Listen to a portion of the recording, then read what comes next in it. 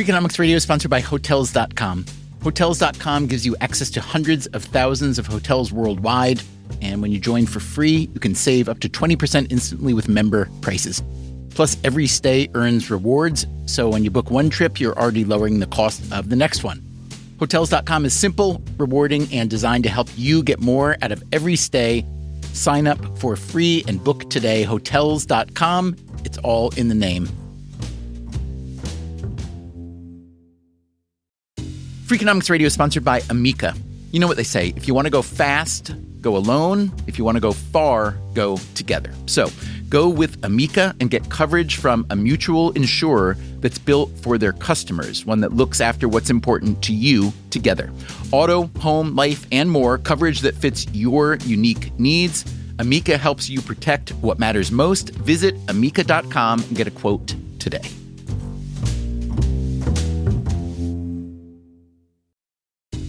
Freakonomics Radio is sponsored by Mint Mobile. Ditch overpriced wireless with Mint Mobile. Cut your wireless bill to $15 a month at mintmobile.com/freak. Upfront payment of $45 for 3 months, $90 for 6 months, or $180 for 12 months. Plan required, $15 per month equivalent. Taxes and fees extra, initial plan term only. Greater than 50 gigabytes may slow when network is busy, includes up to 20 gigabytes hotspot. Capable device required. Availability, speed, and coverage varies. See mintmobile.com.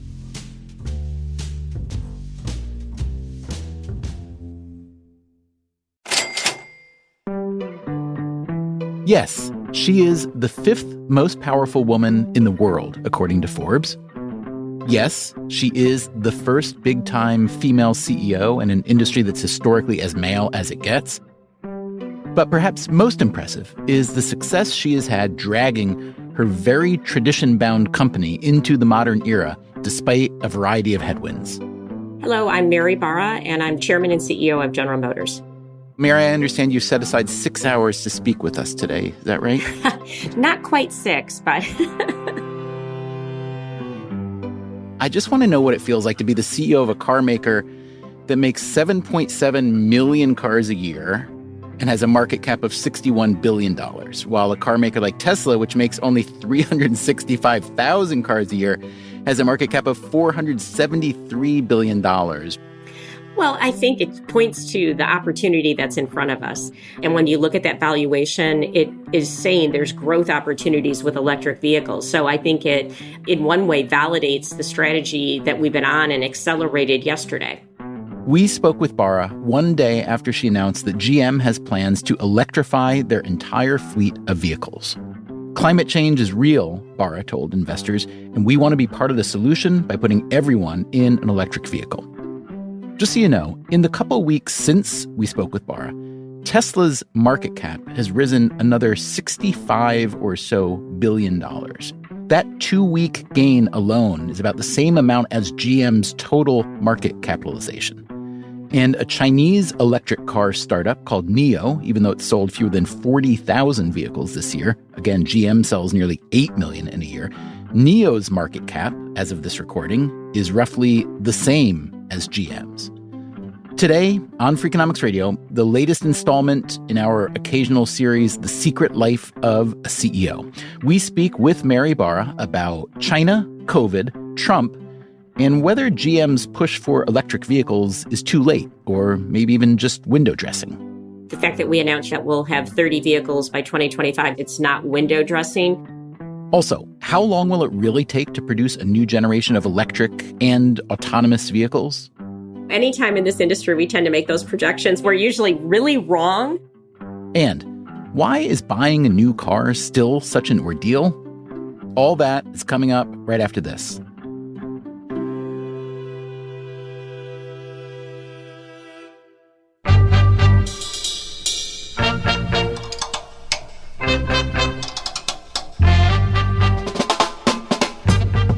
From Stitcher and Dubner Productions, this is Freakonomics Radio, the podcast that explores the hidden side of everything. Here's your host, Stephen Dubner.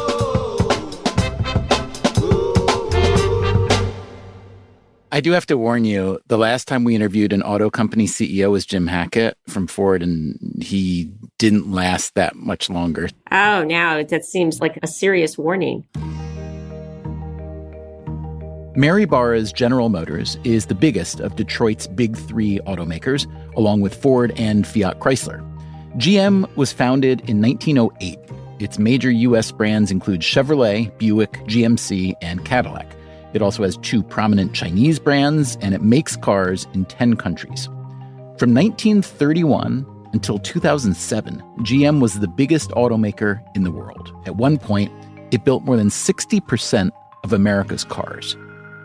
You've probably heard the old saying, as General Motors goes, so goes America. If that is still true, it's probably not great news for America.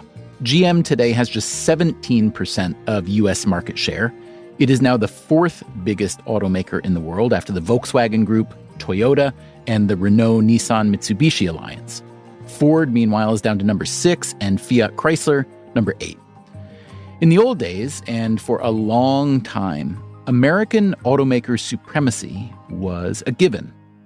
Today, it's more of a memory, with constant promises that a Detroit renaissance is just around the corner. That was the theme of our interview with Ford CEO Jim Hackett a couple years ago, although there were a lot of doubts over whether he was the right kind of person to lead such a renaissance. For starters, Hackett was not a car guy, as they say in Detroit. He was best known for running the furniture company Steelcase and serving as interim athletic director at the University of Michigan. Let's listen back to a bit of that Hackett interview. Okay, so if I'm looking at your resume, I'm not seeing CEO of an auto firm. Oh, God, you and me both. Ford, like General Motors, is heavily dependent on selling gas-hungry pickup trucks and SUVs. Given new emission standards and the current climate around climate change, this was looking less like a renaissance and more like clinging to the past. So Hackett wanted Ford to evolve into what he called a mobility company. It's beyond vehicles to transportation, and actually a transportation operating system. His plan involved monetizing customer data, just like Google and Facebook do, but in different areas. They don't own the healthcare data market. They're not controlling aviation data today. And where would Ford get that customer data to monetize? We already know and have data on our customers. We know what people make. Now, how do we know that? It's because they borrow money from us. We know where they work. We know if they're married. We know how long they've lived in their house. And that's the leverage we've got here with the data. I am no auto industry expert, but that interview with Jim Hackett left me with a strong impression. It was this: lovely man, wonderful leader in the right circumstances, but quite likely not the best candidate to convert a 20th century industrial giant into a 21st century tech darling. In fact, the minute we left the studio that day, I asked our producers to accelerate our editing schedule. Otherwise, I was worried Hackett might be fired before we could get the episode out. It didn't happen quite that fast, but Ford's stock price kept dropping, and this August, Hackett was removed as CEO. The parallels between Jim Hackett at Ford and Mary Barra at GM are, well, they're not very parallel. Mary Barra, even though she's not a guy at all, is very much a car guy. I've been at General Motors for 40 years because I started as a co-op student. That is, a student in the cooperative education program at what was then known as General Motors Institute. Today, it is called Kettering University. Barra got an electrical engineering degree while working on a Pontiac assembly line as a quality inspector. I was checking fits between hoods and fenders, she recalled last year. I had a little scale and clipboard. At one point, I was probably examining 60 jobs an hour during an 8-hour shift. This was the same Pontiac factory where her father used to work as a die maker. Mary Barra began rising through the ranks at GM, earning an MBA at Stanford along the way. In the late 1990s, when GM was booming, Barra was there. When GM filed for bankruptcy in 2009 during the global financial crisis, she was still there. And in 2014, having held top jobs in manufacturing, engineering, human resources, and global product development, Mary Barra was announced as CEO. She was generally regarded as a good choice. Barra would make some enemies, primarily the executives and factory workers she would downsize. But people appreciated her GM experience, her can-do attitude, and her candor. At one point, she said what GM needed to succeed was, quote, to stop making crappy cars. GM's stock price hasn't exactly soared since Barra took over, but it's more than held its own, especially when compared to the other Detroit automakers. And investors were very pleased when she declared that GM, rather than grasping at some sort of mobility play, was going all in on electric vehicles. Unequivocally, the whole management team aligned on we are going to accelerate EVs. If you look through the history of business in the 20th and 21st century, you see that very few firms last a really long time. GM has obviously lasted a very long time already. But you think of companies like Kodak and Blockbuster that were preeminent just a couple decades ago, and they're now dust. When technology changes, most big, successful firms fail to round the corner. What makes you think that GM or really any of the legacy automakers will be able to keep up? I'm not sure that all will necessarily successfully make the transformation, but back in 2014, as I took this role, we knew there were four major areas where technology was changing the way people move, whether it be the way the vehicle is propelled, autonomous, sharing, and connectivity. Because I think, to your point, no one has a right to exist. And especially as technology is changing almost everything, if you don't move and have the best customer offering or customer value and experience, you won't exist. So you have been aggressive in remaking GM over the past several years as the CEO with this big push toward electric vehicles, cleaning house at the executive level and shrinking the workforce and operations generally, trying to get, as the Wall Street Journal put it, better by being smaller. But also, one thing that really intrigued me is that it's been noted that you're trying to do away with what have been called bad entrenched habits. Can you talk about some of those habits and how you're trying to change them? Well, I think it's empowering people. I mean, getting subject matter experts that know the right thing to do.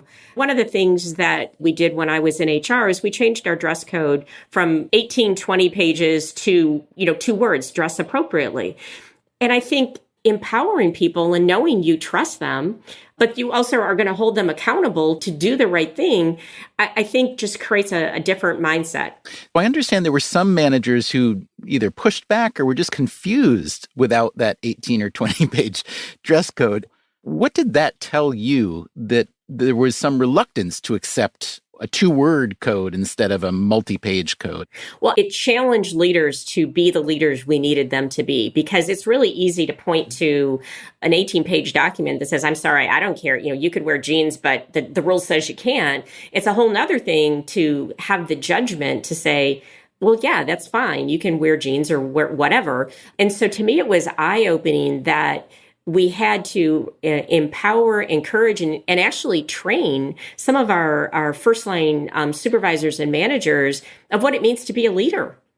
I guess if I were to interpret it in a slightly less generous way than you did, I might say, if you can't handle this without the strict rules, without the rules to back you up, then maybe you're just not, creative enough or smart enough or devoted enough to handle the important things of being an executive. Is that too ungenerous? I think it's a little ungenerous. But here's why. Because the people were capable, but if you, as a company, have a culture that has all these rules, people are going to follow them. And so part of it was almost giving permission. And so I don't blame it on the individual. I think it was freeing them. GM's recent news about electrifying their entire fleet over time wasn't much of a surprise. In January of this year, Barra announced a lineup of forthcoming EVs that would join the Chevy Bolt, which went into production in 2016. The first new EVs, set to arrive in 2022, are an electric Hummer and an electric Cadillac SUV called the Lyriq. But shortly after this announcement of forthcoming EVs came the COVID-19 crisis. It disrupted GM's manufacturing, sales, and theoretically at least, their electric future. As we got into the crisis, that's for us started in January when we saw the implications in China to Korea and across the globe. And so once we did some of the things we had to do to make sure the company was going to be strong through this, then we started saying, okay, how do we accelerate the critical parts of the business during this crisis? Did the crisis accelerate GM's EV plans specifically? It absolutely did. Because we saw the teams coming together and doing great work, even in a remote instance. And we saw that, hey, if we just empower the team, give them really clear directions and get out of their way, they can take time out of the process. As much as it may seem that General Motors is playing catch up with Tesla, the fact is that GM began prototyping electric vehicles in the 1980s, well before Tesla existed. Spurred on by new emission laws in California, GM came out with the first mass-produced electric vehicle called the EV1. It had a battery range of about 60 miles. By the 1990s, GM was running ads like this. How does it go without gas and air? How does it go without sparks and explosions? GM built more than 1,000 EV1s. And then you will ask, how did we go so long without it? It seemed a sure bet that the future had arrived. The electric car, it isn't coming. It's here. But in 2003, GM shut down production of the EV1. Their explanation? Production costs were too high and demand was too low. GM began backing away from electric vehicles just as Tesla was getting started. Their technology and styling have since attracted many fans, despite their relatively high prices. Over the past several years, Barra dearly wanted to get General Motors back in the EV arena. And that's what led to many of the announcements yesterday, because those weren't knee-jerk announcements. And this decision to accelerate, was it mostly supply-driven, demand-driven, macro? Well, I had been pushing for a while of, can't we go faster, can't we go faster? But we started to see some really interesting customer trends. I mean, if you look at the Cadillac Lyriq, when we did the confirmation clinics with customers, we even included non-EV intenders. And when they saw the vehicle, they were like, I would buy that vehicle. I want that vehicle. So one part of it that really reinforced our need to accelerate was consumer perceptions changing about EVs and their willingness to own. When you say consumer perceptions, is a part of that the simple fact that Tesla has been so prominent and successful, albeit on a much smaller scale than GM, but still it seems to have captured the public's imagination, yes? Well, I think that's a piece of it, but we've been talking to customers for several years now about electric vehicles, and what they've always told us is it's got to have the right range. They start to lose range anxiety at about 300 miles of range. They needed a robust charging infrastructure, and so we've been working on that, hence the partnership with EVgo and other partnerships. Customers all along have been saying, make my ease of ownership better, and I'll consider an EV. And that's why you have to look at it as an ecosystem, not just buy the vehicle. But then they also said, the vehicle's got to meet my needs. It's got to be the vehicle I would normally buy to drive mass adoption. Because if you look at it right now, a lot of the EVs, we have the Bolt EV, which is the most affordable EV with over 250 miles range. But people were saying, I'm not going to compromise the functionality of the vehicle. I'm not going to just buy any electric vehicle. If I drive a truck, I want a truck. If I drive a SUV, I want an SUV. As I understand it, electric vehicles currently account for only about 2.5% of all car sales. What do you think that number looks like in 5 years, at least for GM? Well, we've said by 2025, we all have over 1 million EVs on the road in North America and China. When you look at a lot of external projections and you go out to 2030, there's quite a huge range. But one of the forecasters just went from saying 30% by 30 to 35%. So I don't think it's going to necessarily be linear. What's going to be key to unlocking it is having affordable vehicles across multiple segments, not just in high end. As much as you're pushing EVs, you're also scaling up production of pickup trucks and other big vehicles, mainly because that's where the demand is. The best-selling GM vehicle is the Chevy Silverado. If one is an environmentalist, EVs may just look like window dressing. Persuade me they're not? Well, the fact that we announced yesterday that we'll have 30 vehicles by 2025, 2/3 of them in the United States, and a goal to have over 1 million, it's not window dressing. The way I look at it is our strong truck business is funding our ability to go fast in EVs. I would also say every single truck, every time we put a new generation out, it's more fuel efficient. So again, we have to recognize the consumer in this equation, but the faster General Motors solves some of consumers' concerns or challenges as it relates to EVs, the faster that transition will happen. GM's push to develop this new line of electric vehicles will be expensive. They've just increased their budget to manage the accelerated timeline from $20 billion to $27 billion by 2025. They had planned to invest another $2 billion in the electric truck company Nikola, but they just backed out of that deal after the company became the target of a fraud investigation and its founder resigned. Nikola, by the way, is the first name of the Serbian electricity wizard Nikola Tesla. So if you are planning to start a new electric vehicle company, you might have to name it after one of Tesla's parents or maybe one of his 3 sisters, Milka, Angelina, or Maritza. Although there is already a beauty supply company in South Africa called Maritza and a Swiss chocolate company named Milka. In any case, General Motors, in order to afford its electric reinvention, has had to become much leaner. Mary Barra has cut GM's global workforce from 219,000 to 164,000. This led to a showdown last fall with the United Auto Workers and the biggest auto industry strike in a decade. And while GM still manufactures vehicles in 10 countries, that number was 26 not so long ago. But at least from a financial perspective, Barra's smaller, better plan seems to be working. GM just reported good third-quarter numbers, and it seems to have weathered the pandemic, at least so far, in terms of both production and sales. We work very hard to put protocols in place to enable people to return to the workplace safely. I've been in over a dozen plants since we resumed working in North America. And they, to a person, say they feel safer at work than they do at the grocery store. What can you tell us about, and I realize it's a moving target and COVID has been wildly disruptive and unpredictable, but what can you tell us about overall demand for autos at the moment?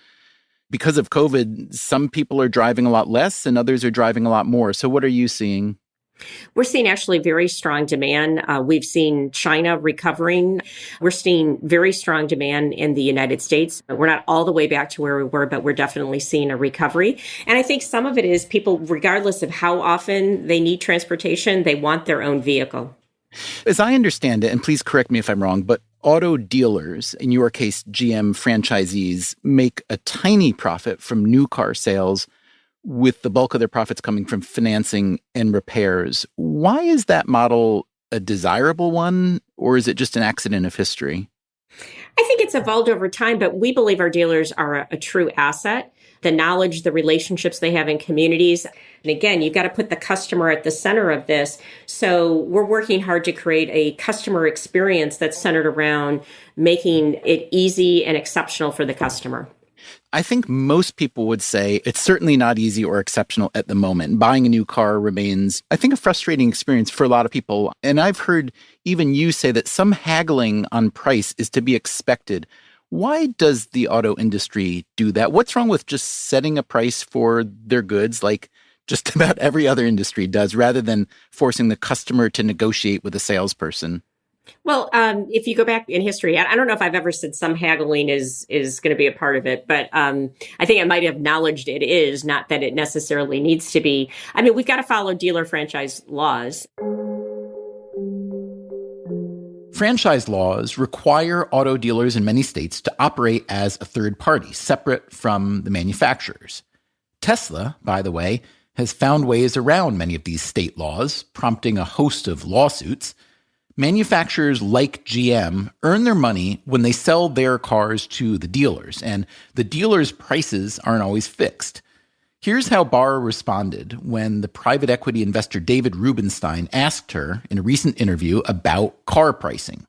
So if I'm going to go buy a car today, should I negotiate a little bit, or I just basically say whatever price they say it is, I should just take that price? Or a little negotiation, is that okay? I think a little negotiation is probably recommended. As Barra told us, that's because of these dealer franchise laws. That's a piece of it. But I think we can make it much simpler for the consumer. I would say through COVID, that's another thing that got accelerated, working with our dealers to do almost the entire transaction online. Most customers seem to like it too, she says. And again, our job is to meet them where they want. And if they want a complete online experience and contactless delivery, we're doing that today. Coming up after the break, EVs are one thing. What about AVs, autonomous vehicles? And why are they taking so long to get here? Also, GM does a great deal of business in China. Would Mary Barra have preferred a second Trump term? It's coming up right after this.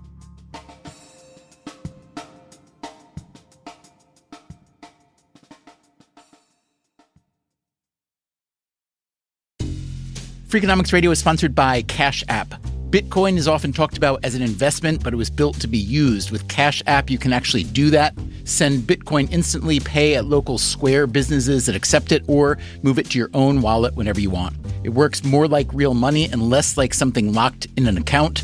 For a limited time, new customers can get $10 added to their balance. Just use code CashApp10 when you sign up. And don't forget this part, send at least $5 to a friend in the first 2 weeks. Terms apply. Cash App is a financial services platform, not a bank. Banking services provided by Cash App's bank partners. Bitcoin services provided by Block Inc. brand. For additional information, see the Bitcoin disclosures at cash.app/legal/podcast.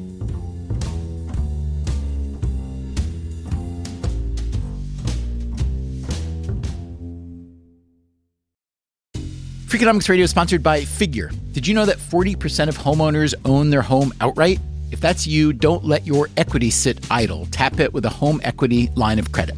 Figure, the #1 non-bank HELOC lender in the U.S., helps tap equity you've built in your home so you can do things like tackle a renovation or pay down debt. HELOC is a line of credit secured by your home. You can draw what you need, repay, and draw again. Figure offers a 100% online application. Get approved in 5 minutes and funding in as few as 5 days. It's faster than a bank loan and cheaper than a personal loan. Check your rate today without impacting your credit at figure.com/Freakonomics. This post is sponsored by Figure, NMLS ID 1717824. Figure is an equal housing lender. For more information about their licensing, visit nmlsconsumeraccess.org. Figure's HELOC is subject to credit approval and terms apply. Freakonomics Radio is sponsored by LinkedIn ads. Ever invested in something that didn't live up to the hype? Marketers know that feeling. They optimize for the numbers that look great, like impressions, but then they don't see revenue. LinkedIn has a word for that: bull spend. Instead, you can get the highest ROAS of major ad networks with LinkedIn. Cut the bull spend, advertise on LinkedIn. Spend $250 and get a $250 credit. Go to linkedin.com/Freakonomics. Terms apply.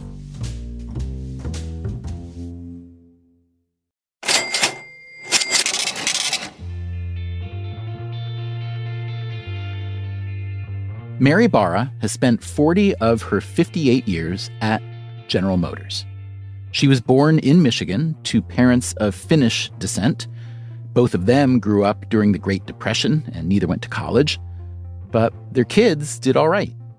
Their son is a gynecologist, and their daughter runs America's biggest automaker. So in 2009, during the financial crisis, GM declared bankruptcy with $172 billion in liabilities. But it wasn't just the crisis. You'd been losing billions for the preceding years. So the federal government came in and became a 60% owner in what was called the new GM. What was your role at the time, and did you consider leaving the company at the time? I was running manufacturing engineering as we were entering that phase. And then coming out of it is when I took on the HR responsibility. And when the company you've worked for a couple decades is going through those difficult experiences, of course, you do some soul searching. But at the core, I knew we had great people and I wanted to be part of the team, having no idea I'd be CEO, but I wanted to be part of the team that caused General Motors to reinvent itself and be significant and lead again. So the decision to bail out GM from the federal perspective was not unanimous. There was at least one prominent White House economist who thought it was a bad move, that it would set a bad precedent. I don't expect you to take his side, but if a company is that deep in debt, why shouldn't it have been allowed to just die off? The way we looked at it is we are grateful for the fact that we received the aid that we needed. And we recognize that that wasn't something we, necessarily were entitled to, nor ever will be again. But since 2009, General Motors has invested $29 billion back in the United States. Think about the job creation, and we paid back our loans. And I think when you look at it on balance, the benefit to the economy and jobs, I think it turned out to be a good decision. When Barra became CEO in 2014, she was eager to reinvent GM's technology and refresh its car and truck lineup.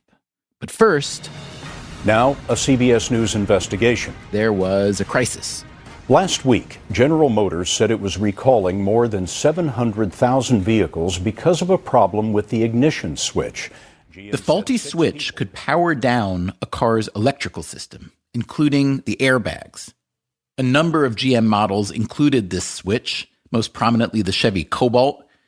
Ultimately, it was found that 124 people had died as a result of GM's faulty switches.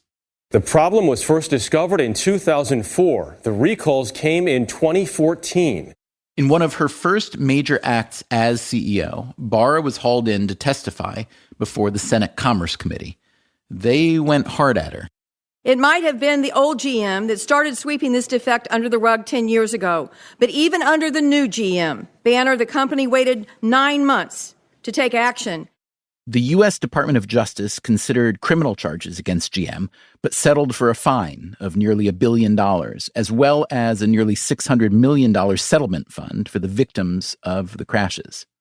GM's internal report on the fiasco concluded that GM's, quote, inability to address the ignition switch problem for over 11 years is a history of failures. Although everyone had responsibility to fix the problem, no one took responsibility.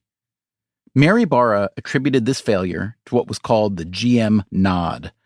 That's what happened in meetings where some issue would be brought up and everyone would nod in agreement that, yeah, something needed to be done, and then nothing would get done.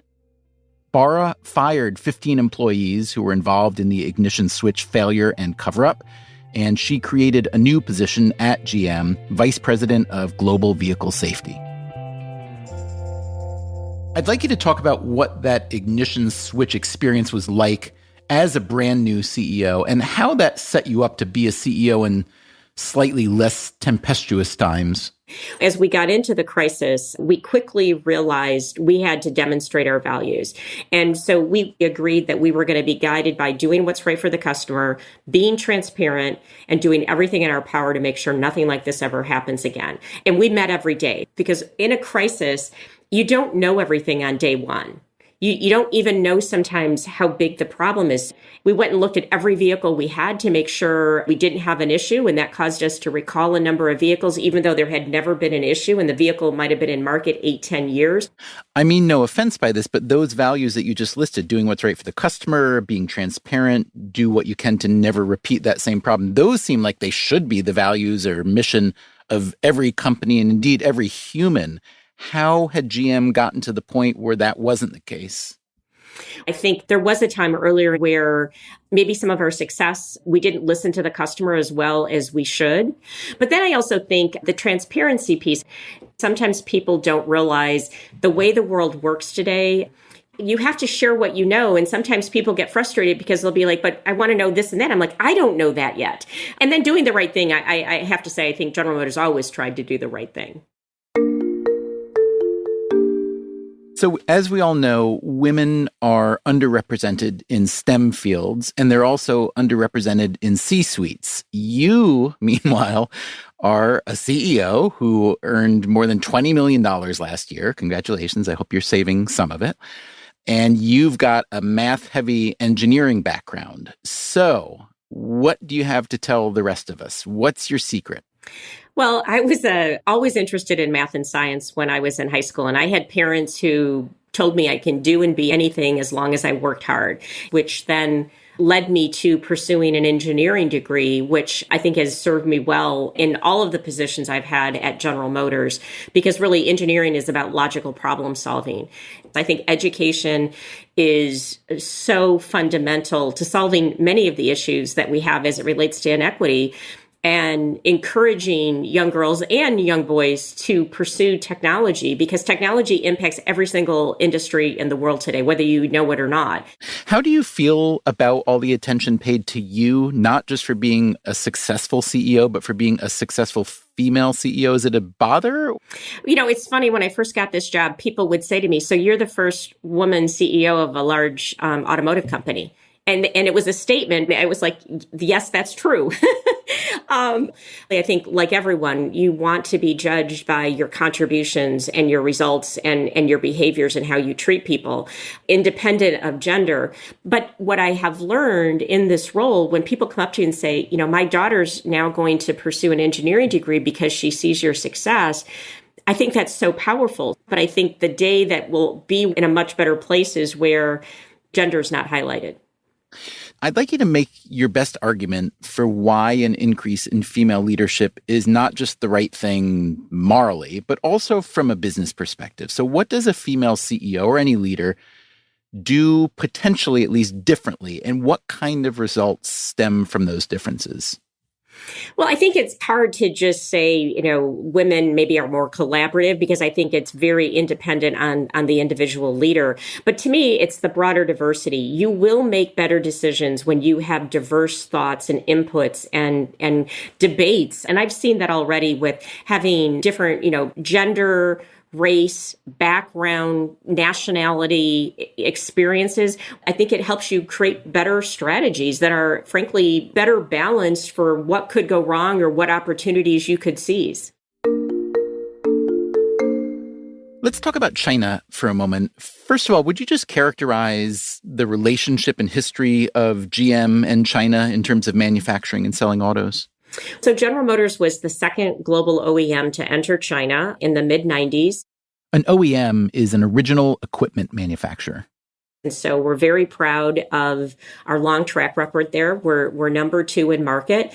You know, they're going through a bit of a recession even pre-COVID, but we still think over the medium term, if the market is around 24, 25 million units, and you think about that compared to a very strong market in the US would be 17, 18, we still think China has the ability to grow to over 30. So very significant market in size. I see that GM sold more cars last year in China, 3 million, than in the US, 2.8 million. But then I look at the revenues and I see that GM North America brought in $106 billion and GM International, including China, brought in just $16 billion. So explain what accounts for that huge discrepancy. How are you selling so many cars in China and generating relatively such small revenue?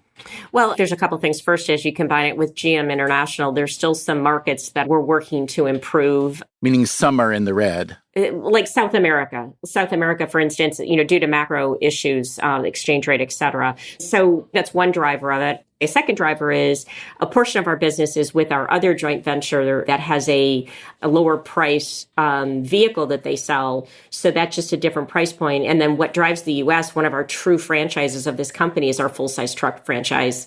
So different product line is probably a big piece of it as well. I gather that the median General Motors car that's bought in China is much, much, much, much, much cheaper than the median General Motors car that's bought in the U.S., correct? I would say that the range varies because we also sell, Cadillacs and Buicks and Chevrolets along with Baojun and Wuling products. And so the range of prices is far greater in China than it is in the United States. So what is the least expensive new General Motors car I can buy in the US, and what's the least expensive new GM car I can buy in China? Well, it would be probably one of the new Baojun products in China. And very affordable is the Hongguo EV that we just launched in China.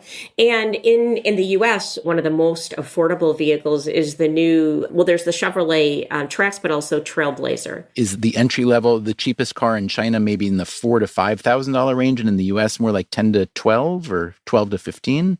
I think it's a little higher in the U.S. So much depends on how the vehicle's contented. I don't have off the top of my head the lowest price. So what accounts for, you can think of a lot of reasons why. There's labor costs, there's supply chain costs, there's currency, et cetera. But can you just describe why can't I buy some kind of entry-level GM car in the U.S. for $5,000, $8,000, $12,000? Well, there's also regulatory differences between the two countries of what's required in the vehicles. There are different standards, and we obviously comply with every safety standard in any country we sell vehicles. In many cases, we far exceed those. For instance, there's things that we put in a U.S. vehicle that aren't even required in Europe. What's for instance, of U.S. regulation that doesn't exist even in Europe? Well, the standards that we have to meet for an unbelted passenger. So there's requirements in the U.S. that I believe, and I'm not an expert on this, but I know there's some countries in Europe where there's the assumption made you're going to wear your safety belt. So overall, cars have become so much safer over the history of auto travel, but there are still more than 35,000 traffic deaths per year in the U.S. And globally, the number is, to me, almost unbelievable. 1.3 million traffic deaths a year globally. What is the next big advance there? Maybe it's autonomous. Maybe there are 10 answers, but I'm curious to hear what you've got to say on that. Well, I do think there's 10 answers because every year we're improving the safety of our vehicles with technology on a whole host of issues. But I do think autonomous is an ultimate part of the solution because when you look at the number of deaths that we've studied in the United States, 90% of them are caused by human error. And an autonomous vehicle is going to follow all the traffic laws and regulations. It's not going to drive drowsy or drunk or impaired. And it has AI technology that allows you to understand when the light's going to turn green or red. So I happen to be a fan of autonomous vehicles, and I'm kind of frustrated that they're not further along than they are. What do you think have been the biggest drivers why do you think they're not further along than they are now, and what's it going to take for them to be fully deployed? Well, I think technology will continue to advance. It's one thing to go on a route and have an autonomous vehicle in a demo, and it's another thing to, for instance, be on the streets of San Francisco and there's a famous intersection that's got like 5 different streets coming together. And so, in the coding world, it's the corner cases, and you've got to solve for all of those. We will solve it. We will have vehicles that could be autonomous and handle any situation as we continue to move forward. What about public acceptance? Even if, let's say, 10 years from now, autonomous vehicles are shown to save 30,000 lives in the aggregate from fewer traffic fatalities. If there's one very visible tragedy, an autonomous vehicle, plows into a playground, I'm curious how you see balancing the public response. Well, of course, any loss of life, whether it's technology or human driven, is going to be tragic and is tragic. That's why we're so focused on the safety standards that we're holding ourselves accountable to demonstrate before we would take the driver out of the vehicle. And then I think with adoption, one example is in vehicles we have on the road today, we have a technology called Super Cruise. And Super Cruise, you can take your hands off the wheel, feet off the pedals, even now change lanes. The vehicle will do that for you. And I have to admit myself, when I've been in the vehicle the first time, you're like, oh, this is a little strange. But 5 minutes in, you're like, this is good. And 85% of our customers who've experienced that technology say for their next vehicle, they'd either require it or they'd strongly desire it to be in the vehicle. So I think it's one of these things you have to experience, and then you have to trust the company putting it forward. What share of vehicles on the road in the U.S. in, let's say, 2025 will be primarily autonomous vehicles? Can you take a guess? Oh, I think at that point it would still be fairly small. Anytime in this industry we tend to make those projections, whether it's EV or AV, we're usually really wrong. But I'll just say, when you look at the way we believe AVs will first roll out, it will be in dense urban environments, thousands of vehicles in each of those cities, but really changing the way mobility is, because it changes a lot of things. Think about how much space in New York City is designated for parking. So I don't know if the number is going to be as significant as the impact it's going to have on communities with the efficiency and the changes it drives. In 2016, GM bought a San Francisco startup called Cruise Automation. Cruise is still based there, but they now have access to all of GM's capital and scale. They recently partnered with Walmart to test autonomous delivery vehicles in Arizona, and the city of San Francisco has approved testing on city streets before the end of the year. From General Motors' perspective, how would you assess President Trump's approach to China when it comes to trade and manufacturing? There are issues that need to be addressed as the company has grown. I sit on the U.S.-China Business Council, along with some advisory boards in China. My whole point is give us a level playing field and let us compete. So I think there are some issues that are being addressed, will need to be addressed as we go forward. If I recall correctly, you were originally a member of President Trump's business forum, but you quit following his response to the Charlottesville protests. What was your relationship with him like after that? Well, I think what we looked at is, when I was asked to serve, I think it's always important to have a voice and have a voice in decisions that are being made. I think when, that group decided it wasn't productive because it had just taken on a tone that frankly wasn't allowing it to be an effective place to provide input. Purely from a business perspective, especially considering how much business General Motors does in China, would you have preferred to see Trump serve a second term? Oh, you know what? We're open to work with anybody. So what I think of that is immaterial. It's the American people have spoken. And Mary Barra has spoken. A quick postscript. A few days after this interview, Barra announced that General Motors would no longer work with the Trump administration's legal team to fight emissions regulations in California, as they had been doing. California has ruled that vehicles must get more than 54 miles per gallon of gas by 2025. The Trump administration wanted this lowered to 37 miles per gallon. The fact is, the California standards may become moot if the Biden administration increases federal emissions standards, which it is expected to at least attempt. One more thing to add. I'm sure you know the concept of the glass ceiling, which describes how women can have a hard time rising to the top of organizations. There is a related, even more insidious concept called the glass cliff. That's the idea that women who do make it to the top of an organization are often elevated in part because that organization is already in trouble, which makes the new female leader more likely to fail and to fall off or be shoved off the glass cliff. We made an episode about this a few years ago, number 319. It's called After the Glass Ceiling, the Glass Cliff. Anyway, when you talk to academic researchers about the glass cliff phenomenon, as we did for that episode, the evidence is fairly persuasive. And when you look at the circumstances under which Mary Barra became CEO of General Motors, a recent bankruptcy, a huge safety scandal, and related cover-up, it'd be easy to put Barra in the glass cliff category too. Barra herself has always shrugged off this theory. Whatever the case, when the next academic researchers come looking to survey the wreckage of the latest glass cliff candidates, they will have a useful counterexample to consider in Mary Barra. We will be back next week with another episode of Freakonomics Radio. Until then, take care of yourself, and if you can, someone else too. Freakonomics Radio is produced by Stitcher and Dubner Productions. This episode was produced by Zach Lipinski. Our staff also includes Allison Craiglow, Mark McCluskey, Greg Rippin, Daphne Chen, Mary Duke, and Matt Hickey. Our intern is Emma Terrell. Special thanks this week to Jason Stein from Automotive News for sharing his considerable expertise with us. Our theme song is Mr. Fortune by the Hitchhikers. All the other music was composed by Luis Guerra. You can get Freakonomics Radio on any podcast app. If you want the entire back catalog, use the Stitcher app or go to Freakonomics.com.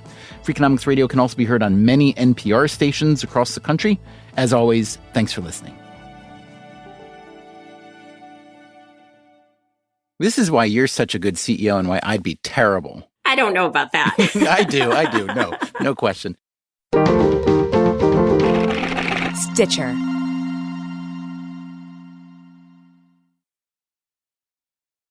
Freakonomics Radio is sponsored by Ozempic. Innovation happens through rethinking what's possible, and when it comes to GLP-1s, Ozempic pill does just that. Learn more about Ozempic semaglutide tablets, 4 and 9 milligrams, by calling 1-833-OZEMPIC or visit Ozempic.com to view the medication guide and ask your doctor what's possible with FDA-approved Ozempic pill. Welcome back to Sure, Get It Delivered! Contestant, you're out of food and your meds, but are too tired to get up. Do you A, pout, B, beg your roommate, or C, get Walmart to deliver it all same day? Same day? Who knew? Gonna go with C, Walmart. That is correct. Walmart offers same-day delivery for prescriptions, groceries, and more. I love not leaving my couch. Walmart! Who knew? Subject to availability, restrictions, medication exclusions, and fees apply. Traditional home security only alerts you after a break-in, and that's too late. Simply Safe is changing that. Stop. This is Simply Safe. Police are on the way. We don't just alert, we stop crime before it starts. Simply Safe, plans starting around $1 a day. Save 50% on your new system with professional monitoring at simplysafe.com/SXM or with promo code SXM. Outdoor deterrence requires a Simply Safe Active Guard outdoor protection plan starting at $49.99 a month. Visit simplysafe.com/licenses for alarm license information. Tennessee 2012.